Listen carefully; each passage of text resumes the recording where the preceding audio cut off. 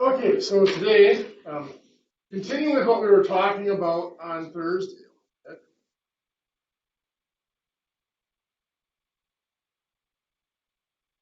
That's a right triangle. I tell you, this is a 34-degree angle. That's a right triangle, and I tell you that this is a 56-degree.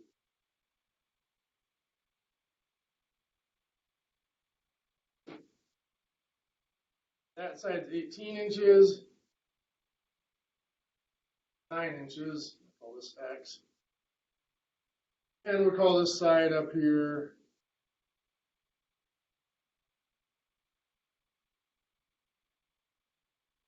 8 inches.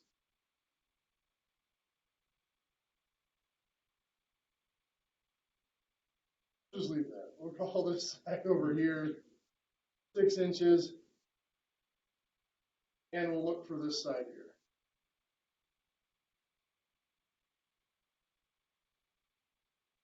So as we're looking at these, trying to figure out how we can find that missing side Y there. What do we know about these two triangles? First of all, what do we know about that angle there? What does it have to be?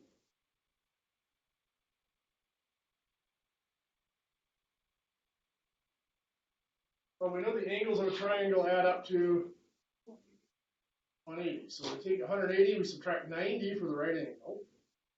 That'd be 90 degrees. Then we subtract 34, giving us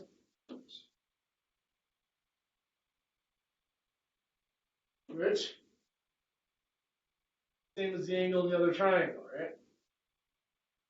And remember we said on Thursday that anytime we have a right triangle, if we know that one angle is the same, then the two triangles must be similar. So this 18-inch side has a corresponding side in the other triangle. Which side would it be? Y. That would be the hypotenuse of each triangle, the side across from the right angle.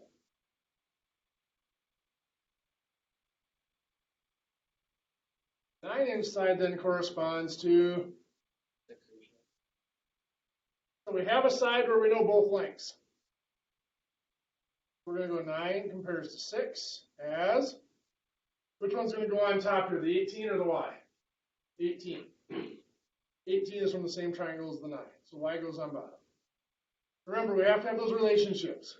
The 9 and 18 are corresponding sides, they're across from each other. The 6 and the Y are corresponding sides, they're across from each other. 9 and the 6 are from the, sorry, I did that wrong. The 18 and the 9 are from the same triangle, they're across from each other. The 6 and the Y are from the same triangle. 9 and the 6 are corresponding sides, they're above each other. The 18 and the Y are corresponding sides, they're above each other. So we have those relationships in both directions. Cross, multiply, and divide, we're going to get Y is 12 inches.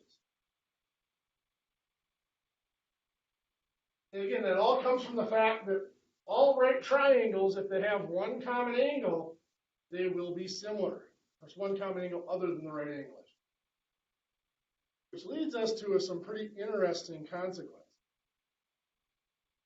Right triangles.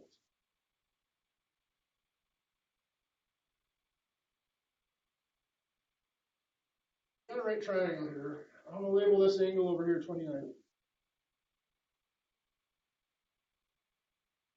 First off, what's this angle up here at?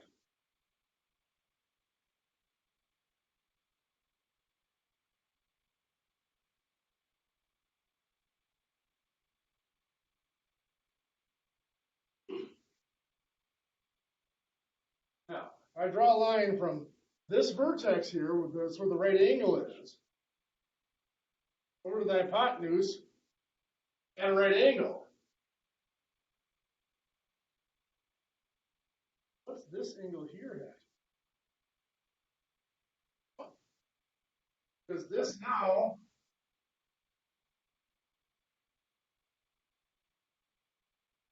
triangle here in blue is a right triangle. It has a 29-degree angle. The other angle has 361. They have to add up to 180. How about this angle over here? 29. For a couple of reasons. One is that this is a right angle here, so those two have to be complementary, the 61 and the 29. Second, this triangle over here is a right triangle. That's a right angle. We've got 61 degrees, they have to add up to 180.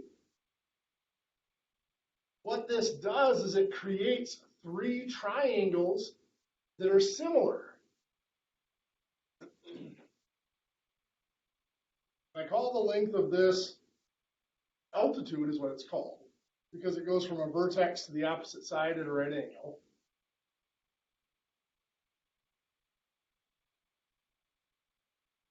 But it's a special altitude because it's an altitude from the right angle.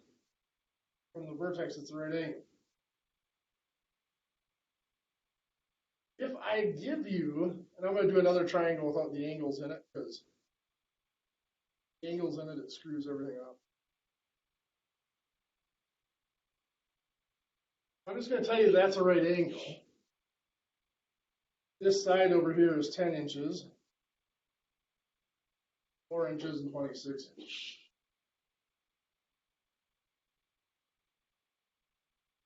I'm going to cut this across here to right angle. I'm going to call that X.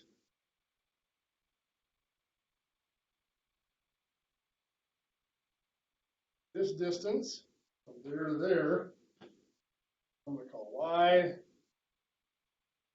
That distance I'm going to call Z. I actually have three triangles here.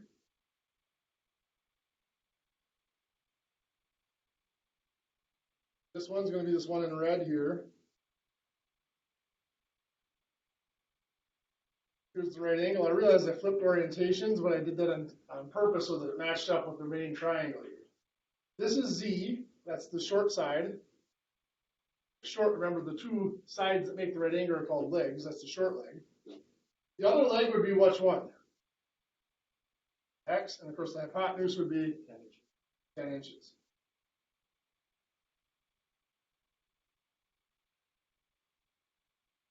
Then we'll do this triangle here in purple. And I realized that it changed its orientation. The short leg here is going to be X, the long leg.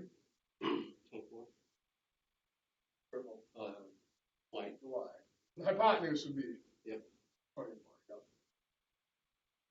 We have enough information now to find all those sides. Because we know 10 relates to Z, 26 relates to that 10, right?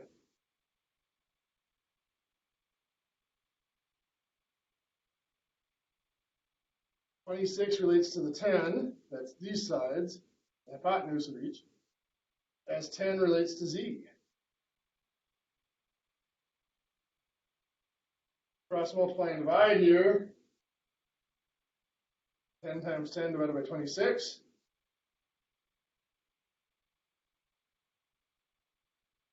.846.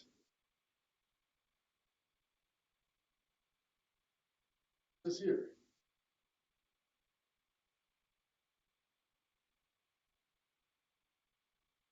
You can find X. 26 relates to 10 as 24 X. Cross multiply and divide here. 10 times 24 divided by 26. 9.231.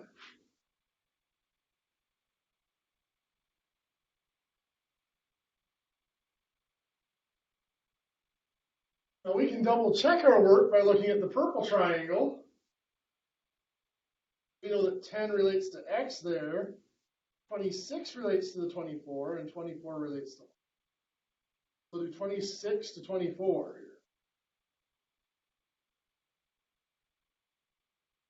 here. As 10 is to X, if we're going to find X first. Now this still better come out to be 9.231. 24 times 10 divided by 26. And it is 9.2307, just like we had before, 9.231.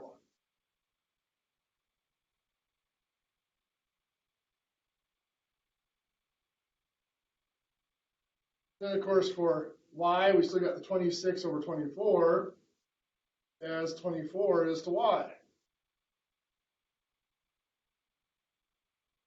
Cross multiply 24 times 24 divided by 26, 0.154.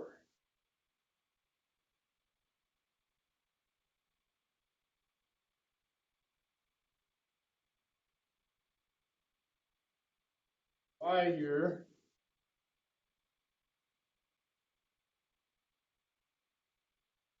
And note, those two do add up to the 26. It works out. So we can break down a right triangle like that because we know that if we know that one of the non-right angles is equal, then the two triangles have to be similar. What we just did here is really kind of the basis of trigonometry. Every right triangle, as long as we know that one angle is the same, is going to be similar to a standard right triangle with that angle. I'll show you in a couple of weeks here where that standard right triangle comes from. It's called the unit circle. Circle with a radius of 1. And once you understand where that standard triangle comes from, the rest of it's just similar triangles.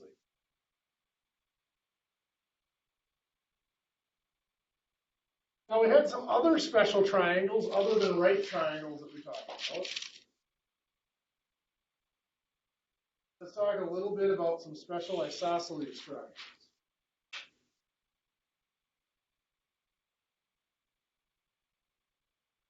What do we already know that's special about isosceles triangles?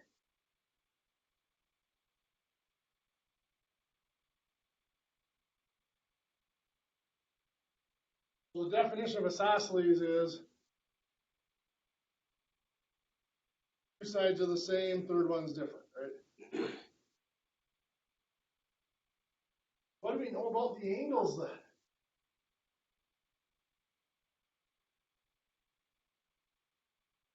Let's step back once. I label my angles here, A, B, and C. I label these sides 6 inches,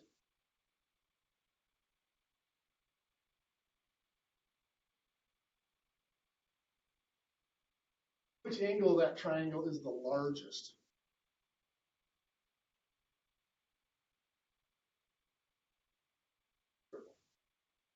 B. Why is B the largest angle? Opposite side is the largest. Not necessarily hypotenuse, because we don't know if it's the right angle. Its opposite side is the largest. So then the smallest angle has to be, when it looks the smallest, of course, is A. It is the smallest because it is opposite the smallest side.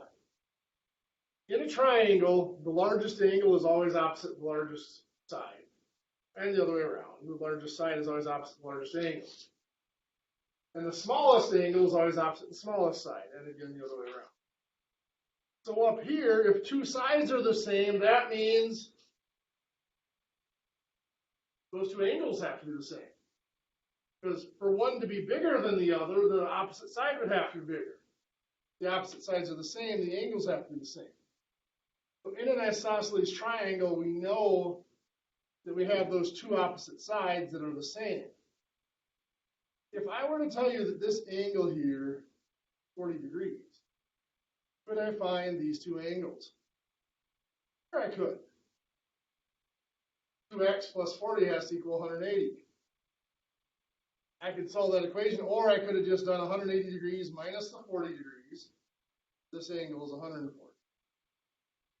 Then divide by 2 to give us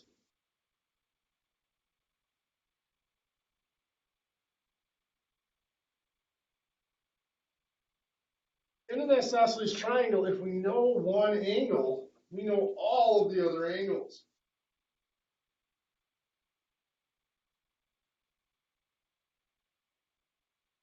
That's an isosceles triangle. Two isosceles triangles. If I tell you that this angle here is 24 degrees, how do I find the angles X and Y?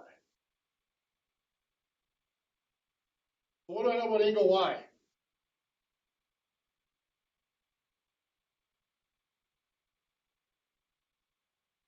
Find angle X. 24 times 2 is 48. 180 minus 48 is 150 degrees. Find those angles. But there are more things that are special about an isosceles triangle.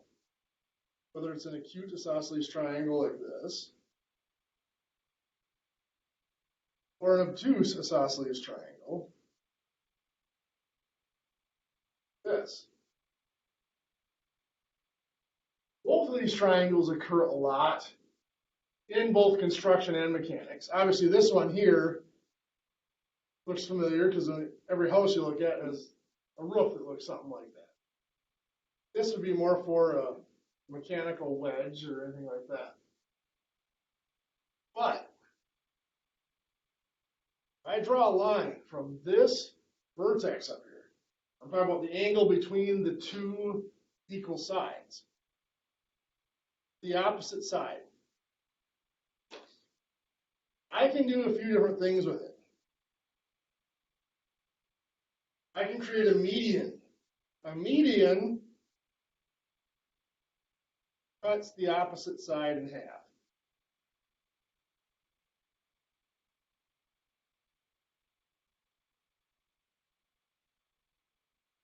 Median means middle, so it hits the other side in the middle, which means this piece are the equal.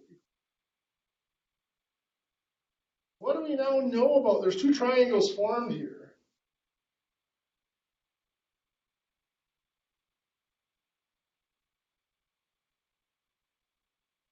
I have this one in blue, over here in red. Well, I know that this side here and this side here are the same, don't I? Because the definition of the median, it cuts those sides into the same sides. This side and this side were the same before because of the isosceles triangle. This side is literally the same side between the two triangles. So the two triangles have all three sides the same, which means they're what we call congruent or equal triangles. So they're mirror images of each other, but they're still the same triangle, just mirror images. Over here, I'm going to draw in what's called an altitude.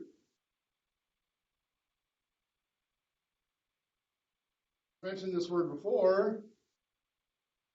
The altitude hits the opposite side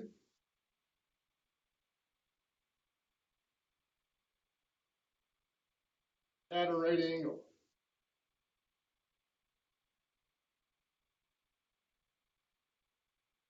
In other words, it's perpendicular to the opposite side. That's a right angle there. Based on what we've learned, let's look at our triangle here. A red triangle again. What do we know about this angle compared to this angle? They're the same. And remember we said when we have two right triangles that have one angle, one of the non-right angles equal, there must be similar triangles. So at the very least we know these are similar. But further, we know that this side and this side are equal because of these. So this side is equal to itself, don't we? Well, in a right triangle, if two sides are equal, because of a squared plus b squared equals c squared, the third side must be equal. So this piece must be equal to this piece. So again, that altitude cuts that isosceles triangle into two equal triangles. There's a third thing we could do.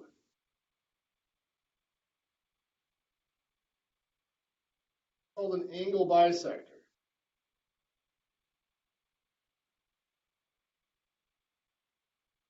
The angle bisector cuts an angle in half.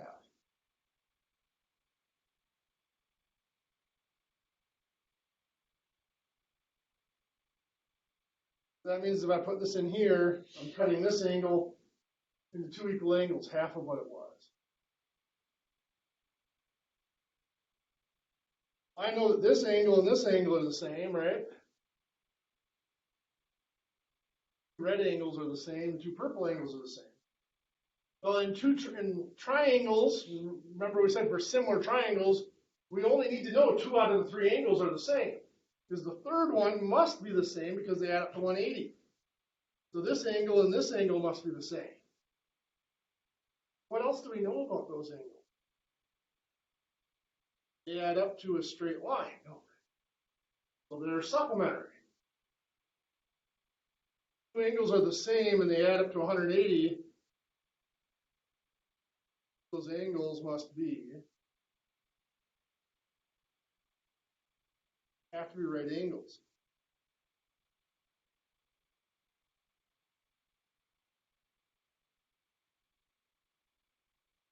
Consequence of all this,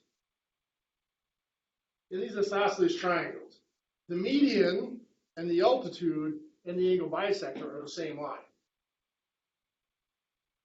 I have isosceles triangle here. If I draw that line in, if it's an angle bisector, then it's also a median, and it's also an altitude. If it's an altitude, it's also a median, and it's also an angle bisector. Drawing the median, it's all, so if I draw in one, I've drawn in all 3. It fits all 3. And the added bonus is it cuts that isosceles triangle into 2 equal right triangles. Why is that useful?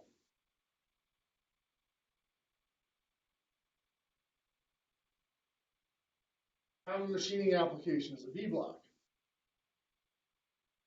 If I know that this is 68 degrees here, commonly accepted that a V-block is an isosceles triangle.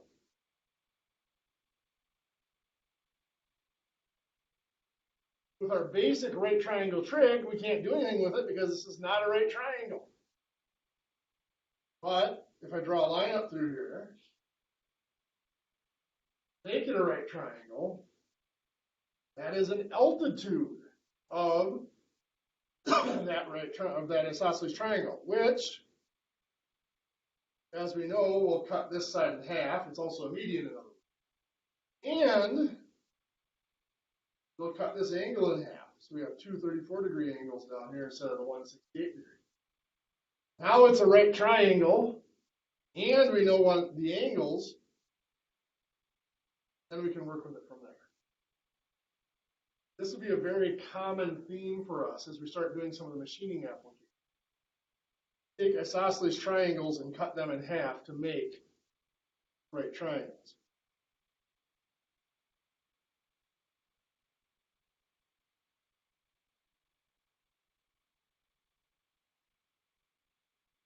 So the next step is to look at equilateral triangles.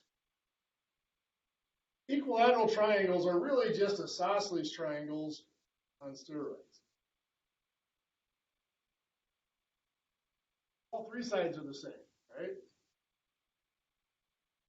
But if I go from this vertex down to that opposite side at a right angle, notice if I create an altitude, will it still cut this side in half? Sure. Those 2 angles are still equal. Still cut this angle in half? Sure it does. The only difference is in an equilateral triangle, it doesn't matter which vertex I start from. In an isosceles triangle, we have to start from that vertex between the 2 equal sides.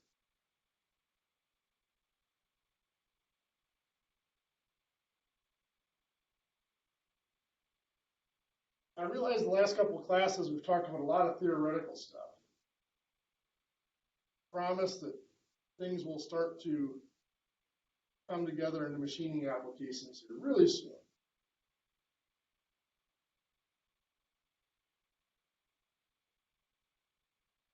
In the packet you have page 295, 1 through 24 is applications dealing with right triangles, isosceles triangles, collateral triangles, and corresponding sides. Once you guys have the last 17 minutes or so to get started on those, I'll be here to answer any questions if you have them.